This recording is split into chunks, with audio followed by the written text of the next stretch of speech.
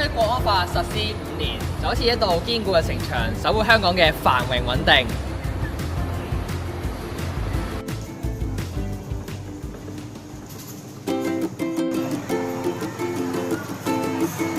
本來上面這就效果好，對吧？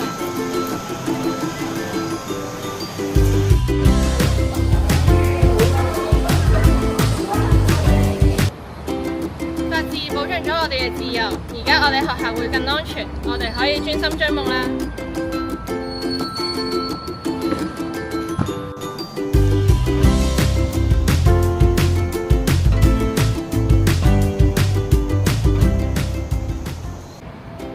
維護國安條例生效之後，投資者信心大增，香港創科迎來新機遇。